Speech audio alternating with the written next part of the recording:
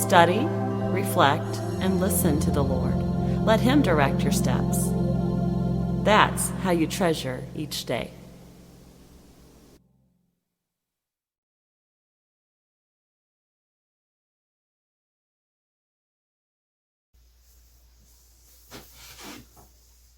Good morning. My name is Kimber, and I feel led to, God has put it on my heart to share with you the journey He's brought me through with my depression and anxiety. I got to the lowest low I've ever been, where I was hospitalized and needed some professional treatment and help. So I'm going to take you through my journey of health and restoration, and where I was having to learn self-care. Thought I was doing okay, and I really wasn't doing as well as I thought I was. So it started July 4th, actually, 2020. Normal morning, I actually got up, felt pretty energetic, made some banana nut muffins. I was given some ripe bananas from my grandmother, and so decided to make some of those to share with friends, and I was going to give some back to Grandma, and got into a little argument with my daughter. My husband defended her, so I got mad at him because I felt like he always took her side. Anyway, the contents don't matter, but just kind of had a blow up with my family, and I was hurt, and I don't think that's the real cause, but it was just like the icing on the cake, where I had stuffed my feelings, and I blew. I just deep down felt so unhappy, and I'd been feeling used by some friends that were taking advantage of me and my kindness and my help, and I was hurt by that and didn't really have a way to express it because I enjoy helping others, but I just didn't really know where to stop and how to not hurt their feelings.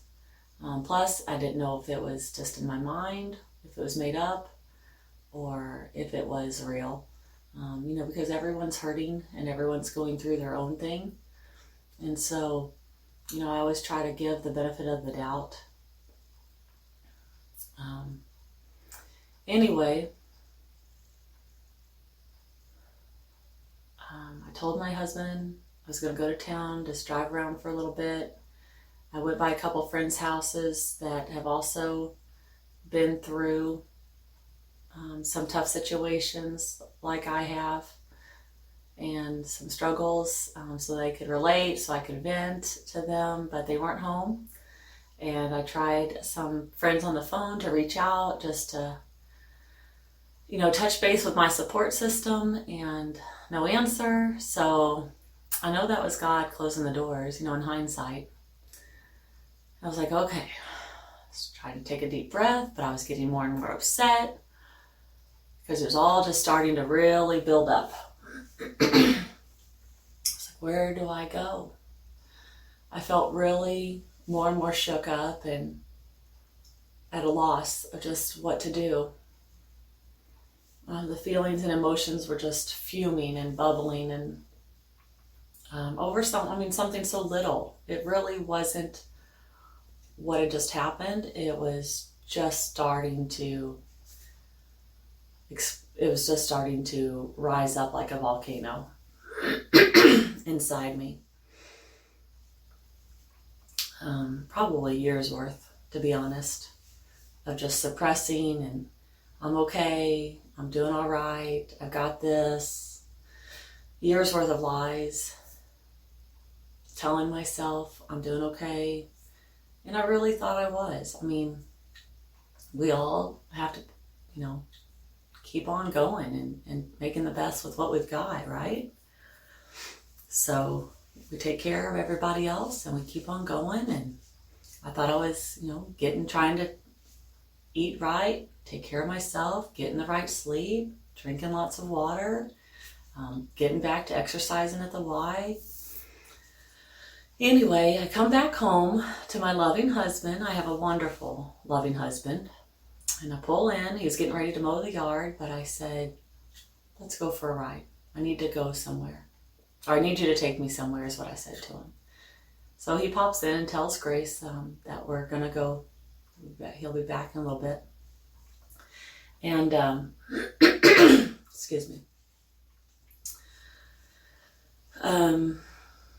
So of course I get over in the passenger seat because I don't feel like I should be driving at this point. I'm getting kind of shaky and upset, and he drives, and has his hand on my leg and is ready to listen to me pour my heart out, like I usually do. He's a very good listener, and I can usually talk through it and get it all out, get it over with, and move on, and okay, get a fresh start and ready to move on. But this was something different. I don't quite know how to explain it, but I knew I wasn't in my right mind.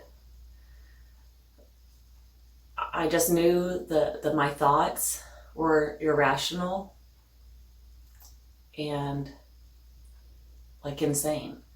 The thoughts I was having, I didn't even want to tell him because I didn't want to scare him more. They were scary to me because I didn't want to live anymore. I was afraid I was going to ruin my daughter. I didn't want to live. I thought she'd be better off without me, being her mom. I really thought Wes would be better off without me, being his wife. I just thought the world would be a better place without me in it. And so that scared me because I thought, I knew enough. I had enough sense to know like this isn't right.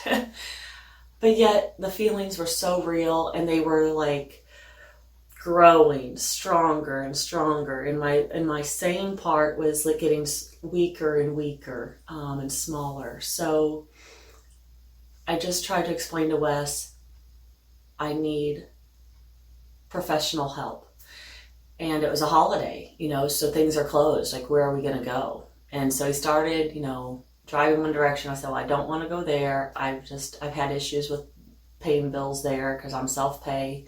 So he took me to Hannibal, checked me in at the ER, and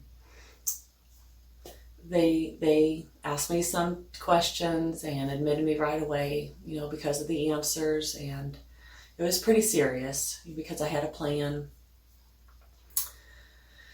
And it's quite embarrassing, to be honest, to let it get to this point, to let it get this far. But at the same time, I know it was right. And Wes was right there by my side, thank goodness, all along. I'm sure it scared him, but he was right there with me. And I finally, once they got me admitted and everything, and got me some medicine to help settle me down so I could rest, he went home and took care of Grace, let her know what was going on. They got me a bed the next morning at Blessing in Quincy, Illinois, and I'll talk to you about that next.